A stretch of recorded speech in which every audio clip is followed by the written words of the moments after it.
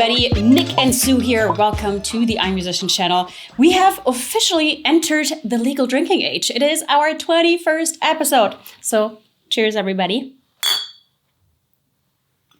As with last week's episode, subscribe. In this week's episode, we are going to take a look at the harsh reality of touring and the state that the live entertainment industry is in after a post-COVID world.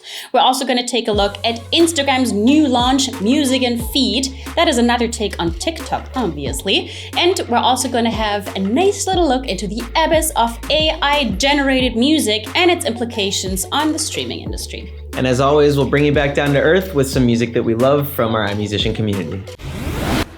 If you've been seeing any live music lately, have been on tour yourself, or work in the event space, you've no doubt noticed that there are some things that are just a little bit off about the live music industry post-COVID. After a few slow years during the pandemic, we've expected things to bounce back with artists getting back on the road, but it just hasn't quite gotten back to normal. And while that actually has been the case for a whole bunch of artists, we also see a wave of gig cancellations over and over again. And that is, as usual, hitting independent artists the most. In fact, for some artists, touring has proven financially impossible even if they sell out their entire tour due to the current rising cost of production, transportation, and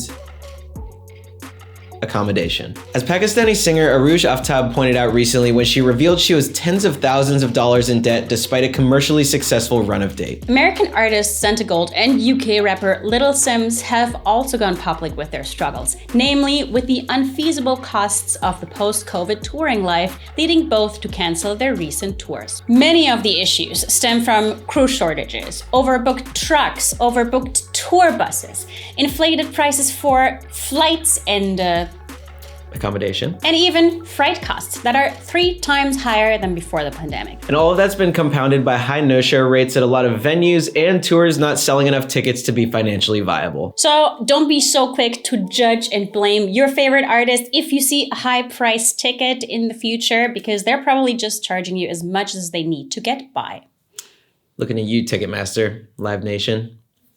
Out of here with those $15 fees. One recent attempt by some larger artists has been some local city-based residencies where they play a longer list of dates and accommodation.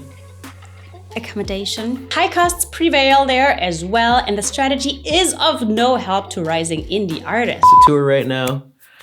It doesn't make sense. Okay. Don't do it. You can't afford it. So the question lingers for many indie musicians out there, whether right now is the right time to tour. For some, it probably isn't. For the others, maybe a stripped down van tour might be the move. But there's no doubt that the live music industry is in flux, and it's probably gonna take some time until a healthy balance returns that'll be fulfilling for both artists and fans, both financially and spiritually for that matter. The magic will return, but the question is how for right now. Just a few days ago, Instagram officially launched its Music in Feed feature, which allows users to add up to 90 seconds of a song to their in-feed posts. Which also marks a big change for the platform, because until now, it was only possible to add music in Reels and Instagram Stories and TikTok. The news was announced on Instagram's creators feed, ironically without music attached to it, which makes us think this might not apply to carousel posts. In the post, IG claimed that music is a huge part of a creative expression on Instagram and are excited to provide the ability to add music to feed photo posts just the way users can with Reels and Stories, and on TikTok. If you'd like to try it out, simply create a post on IG like you always would, except this time click add music to your post, just like you would on TikTok. And you're also allowed to select the portion of the song and the duration of the song to your post, just like on TikTok. Yay! The update comes only a month after Instagram has reportedly been working on the ability to add a song to your profile. That is a feature that has commonly been associated with the good old MySpace back in the day. And it's unknown whether the new Music in Feed feature is in addition to or replacing the new profile song. Are you excited for the new update with Music in Feed, or are you maybe overwhelmed by the amount of updates in general to the social media platforms? Let us know down there. Speaking of songs, AI music startup 𝐃𝐢𝐬𝐜 recently passed a very interesting milestone because the catalog of the startup now consists of over 10 million songs. Now that might not seem like a lot in comparison to platforms like Spotify and Amazon Music, which have about 10 times that amount. What makes this news interesting is that 𝐃𝐢𝐬𝐜's 10 million unique songs have all been created using artificial intelligence. Remember when we talked about AI robot rapper FN Meka a couple episodes back? For the uninitiated, since 2019, 𝐃𝐢𝐬𝐜 has allowed users to create original music using its AI and then release it to streaming services. The main value for 𝐃𝐢𝐬𝐜 appears to be for video creators, streamers, and influencers who want to avoid copyright problems when easily creating background music for their videos, all while retaining all the royalties that they generate from the streams. By the time it was released from beta back in May 2021, 𝐃𝐢𝐬𝐜 had been used to create more than 2 million songs. And now, almost 18 months later, the number has risen to an unbelievable 10 million. Just to put that into perspective, it is estimated that around 100,000 songs are being uploaded every single day to Spotify and the streaming platforms.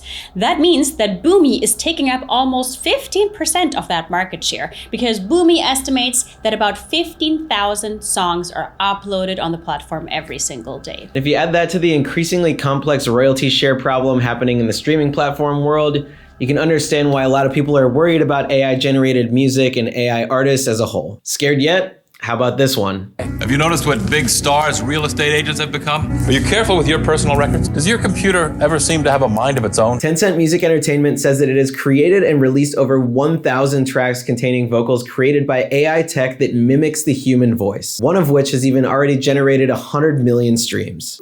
So what exactly do you do around here? I make the robots seem more human. So the question is now how AI companies, and especially AI artists for that matter, keep impacting existing artists and also shape the music industry in general. So what do you think about all this? Are you terrified about AI entering the music industry? Do you think it's a good thing? Honestly, who the knows? But there's no doubt, as we covered in our last video on this topic, the AI is here and eventually they're coming for us. I have even had dreams. Human beings have dreams. Even dogs have dreams, but not you. You are just a machine. Whew. Okay, back to human music.